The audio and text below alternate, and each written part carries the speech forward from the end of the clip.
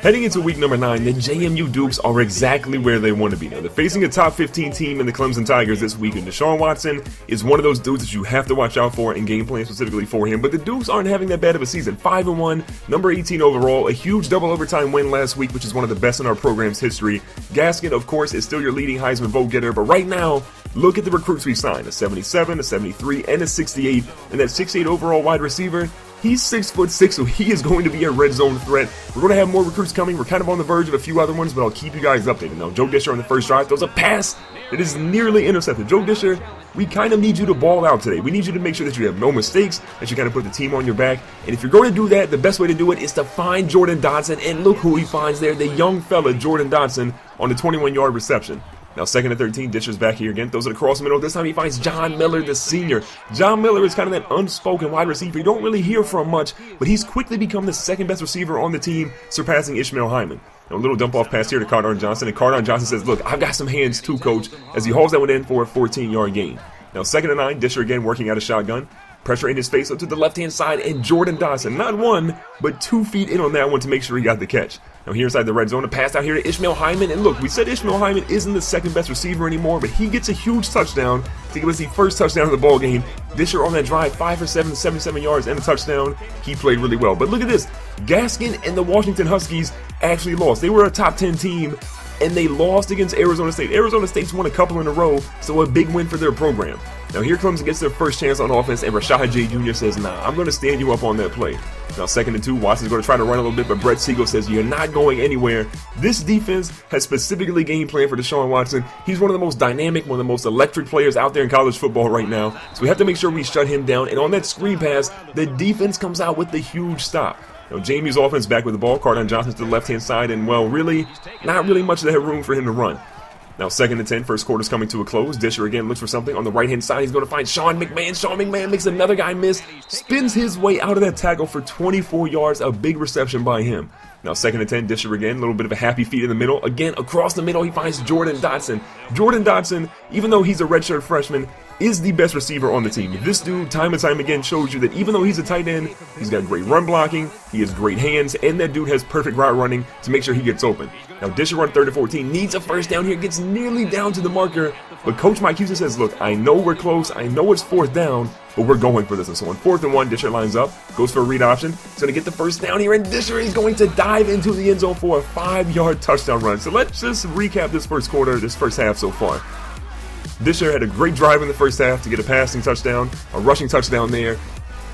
And the Clemson offense needs to do something huge, but look at Brett Siegel. This might be the best hit that Brett Siegel's had his entire career. This dude, time and time again, every week, him and Rashad Jean Jr. light people up. That was a disgusting hit. Now 2nd and 7.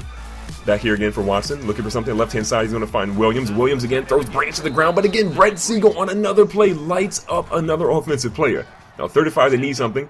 Watson out here with happy feet, throws a first down for 15 yards.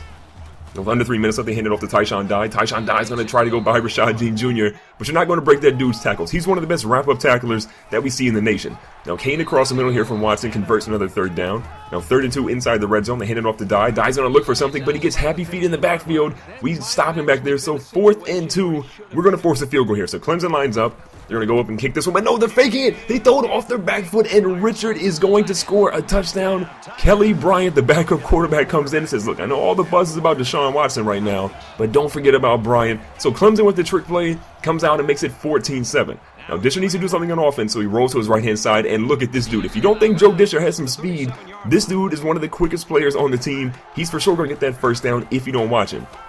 Now, with 50 seconds left here in the first half, Disher again to Sean McMahon. Sean McMahon doesn't have a crazy volume of catches, but when he catches the ball, it's pretty much a converted 3rd down and for a chunk of yards. Now, Disher goes deep here in 2nd and 2. That one's almost intercepted, almost caught.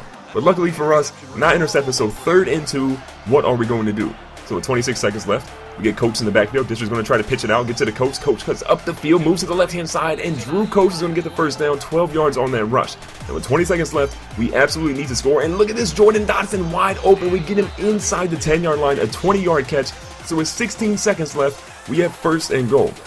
Now Disher again looks for something, pressure, and no one is covering Jordan Dodson. I mean, I get it that receivers might be open every once in a while, but how do you not cover Jordan Dodson? He's one of the top catchers in the entire nation. Everyone's dabbing him up on the sidelines. So look at this. 8 seconds left. Clemson has a little bit of time. We're up 21-7. Now Watson's looking for something, throws one deep. He's got a single coverage here. Barrow's going to go up, and Barrow stops. What are you doing, Barrow? That might be the worst defensive play I have ever seen from Barrow, maybe even from our entire secondary, and that's saying something.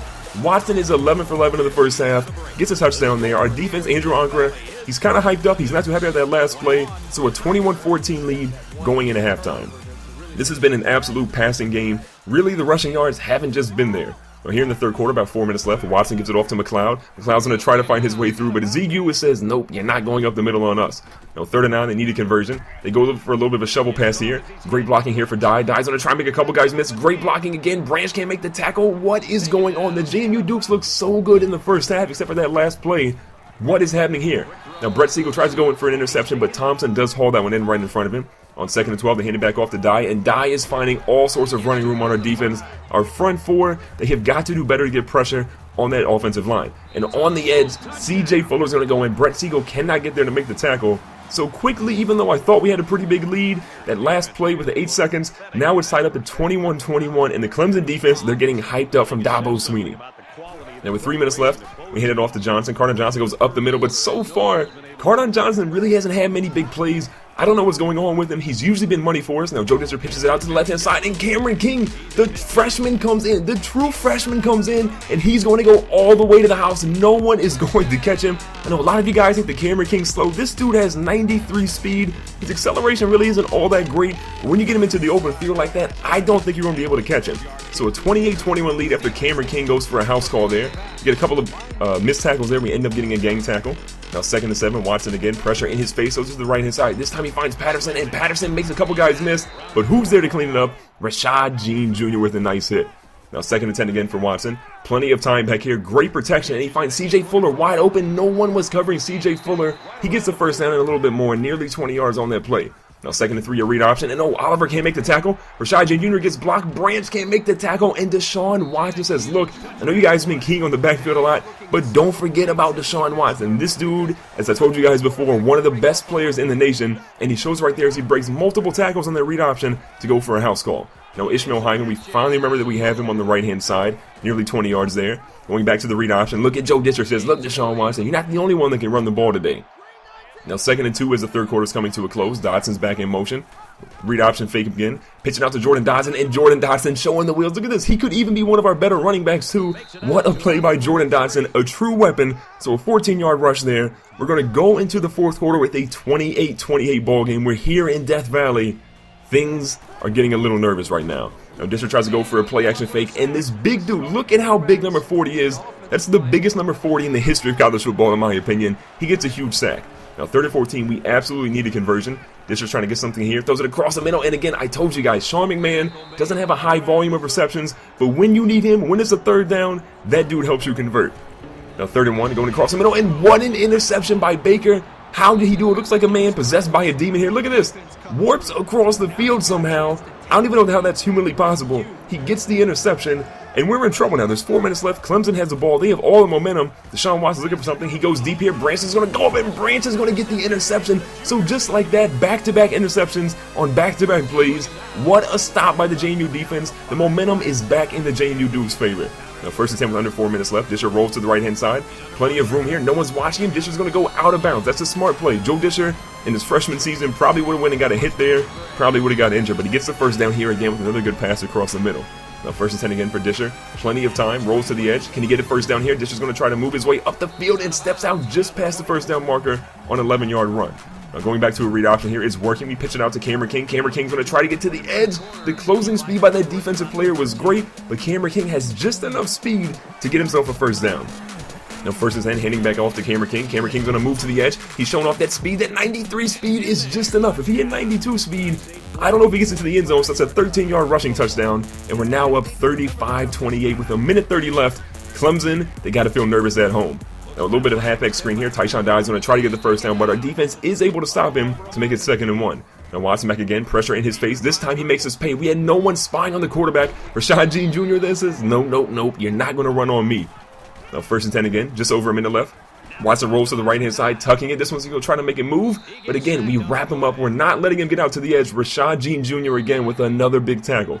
Now 2nd and 10, We literally have a minute left. Clemson needs to do something soon. They throw it off his back foot, and look at this. Curtis Oliver is going to intercept this play. A great interception. And ladies and gentlemen, Clemson only has 2 timeouts.